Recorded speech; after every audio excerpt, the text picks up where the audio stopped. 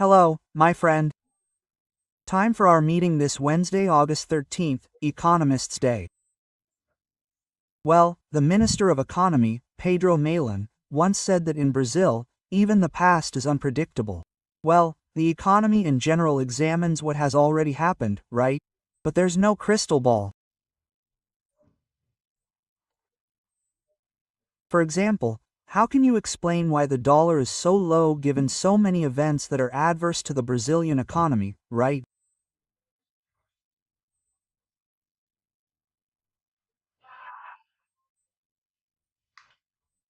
Well, today, also in 1822, on August 13th, Princess Leopoldina, Leopoldina of Habsburg, became Princess Regent because the Prince, Pedro, was going to travel to Santos, to Sao Paulo, right? And that's when independence began, which came to fruition on September 7th. It was August 13th, 1922, when Princess Leopoldina, with all her brilliance, right, and with the advice of José Bonifacio, ended up writing a document, a letter, urging Pedro to quickly declare Brazil's independence before some opportunists sat on the throne.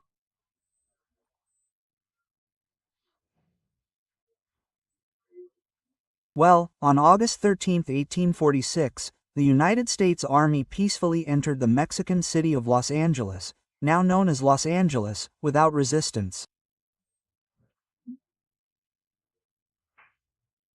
That's right, that's how California became American. California means, in Spanish, a place of gathering, of meeting.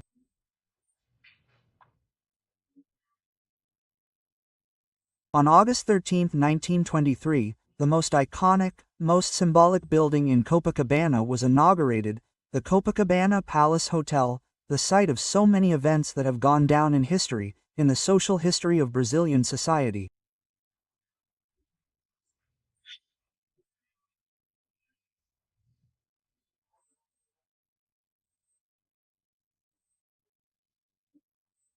In 1932, during the Constitutionalist Revolution, the Sao Paulo Revolution, the rebel aviation carried out the first night bombing raid in Latin America on the federal government airfield in Resende, a bombing at 1:30 a.m. These are things that are not taught in contemporary history.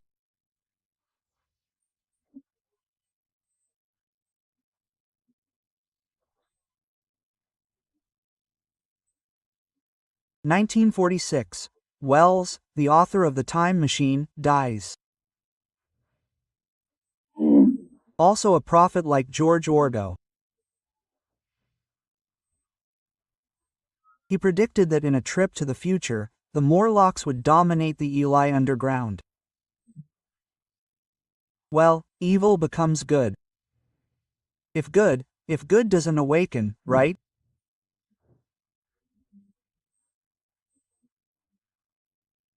Then the character in the book returns to the future and manages to pull the Eli out of their passivity, out of their bubble, thinking everything was nice, that being dominated would even be comfortable.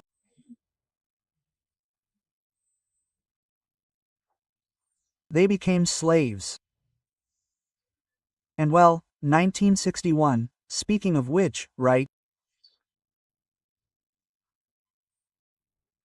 Speaking of slavery, 1961, August 13th, the communists begin to build the Berlin Wall so that Germans on the Soviet side, would stop fleeing to the free democratic side, just like what happens with Cuba, where they face sharks, face the possibility of death during the crossing, and flee to the United States, just as Venezuelans have fled, mainly to Colombia, but also many to Brazil.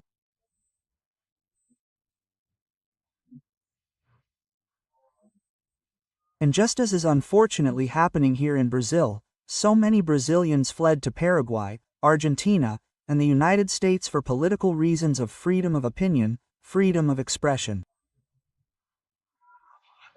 Well, let's now look at today's events. Remember to subscribe and at the end to like or dislike.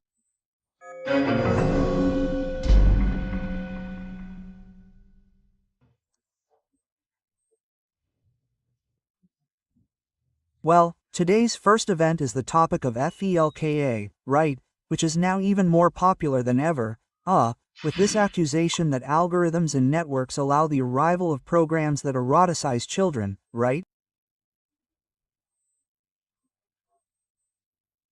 This scandalized the country, but I wanted to remind you that there have already been accusations about this.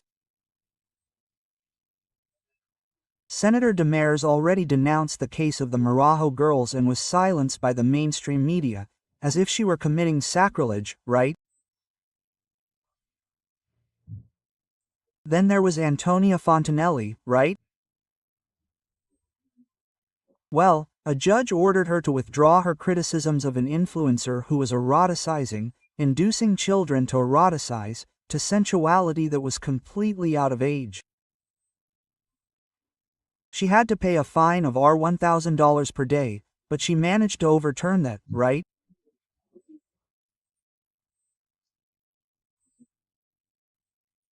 And we remember that, in the vote on chemical castration of pedophiles, there were 85 votes against it, from people on the left, who today want to censor social media, under the pretext, of this latest accusation, which is true, which is terrifying, which is dramatic, but it cannot serve as a Trojan horse to drive this wedge and then expand it, censoring opinion, expression, political opinions, opinions that are contrary to ours.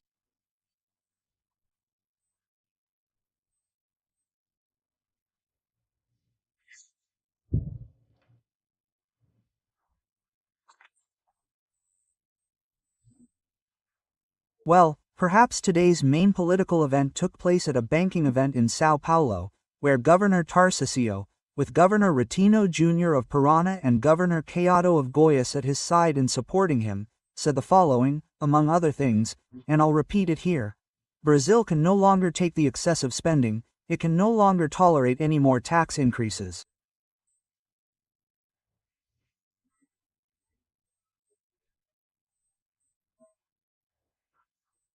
Brazil can no longer take corruption. Brazil can no longer take the Workers' Party, PT. Brazil can no longer take Lula. Guys, it looked like a meeting of governors to launch, not Lula, but perhaps an impeachment movement.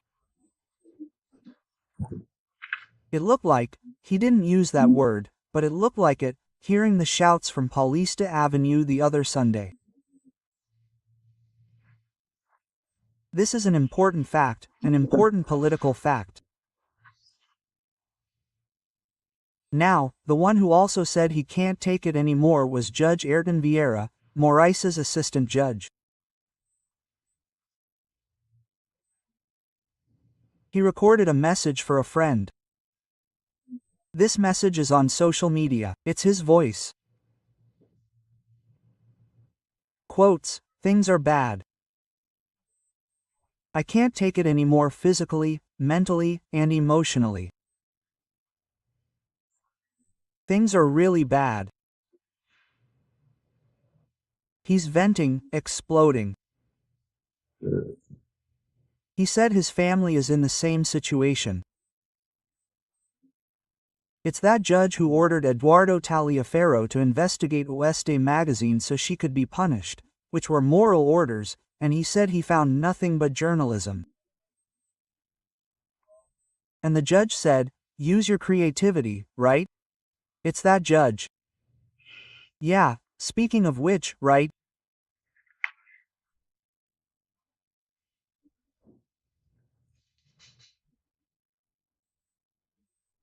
Use your creativity. Congressman Eduardo Bolsonaro, from Washington, gave an interview to the Financial Times and said he sees Trump as having a wide range of possibilities to be applied in addition to Magnitsky and the visa suspensions for 7 Supreme Court justices, with another round of visa suspensions.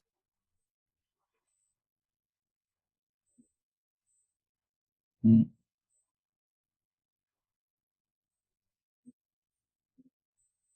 Magnet, according to him, for Moraes' wife, right? Who, according to him, is Moraes' financial backbone, right? And Eduardo recalled that his wife was sanctioned by Moraes, freezing bank accounts, even though her role, as we can see, is to be the mother of their daughter, right? Well, you're following along. They have 2 children, by the way, right? Well, yeah, I wanted to conclude here because I don't want to take up too much of your time. It's good for us to remember, in all of this, right, what's being said here, that today was the symbolic election of the new presidents and vice presidents of the Supreme Court. Fakim, right, will be president, and Moraes, the vice president, will take office on September 29. There are many people speculating, it's just speculation, that Barroso can't take it anymore and will leave the Supreme Court. To this day, no one knows exactly what happened to Joaquim, to Barbosa, right? Right, who ran the Supreme Court during the Mensalão scandal and then left. Suddenly, everyone was speculating about whether the family was in danger, about a threat, or something. Anyway, that's the news. We're just going to talk about the latest, right, that Congresswoman Zambelli, Carla Zambelli, had a hearing at the Court of Appeals, meaning a second instance. And she felt ill and needed medical attention.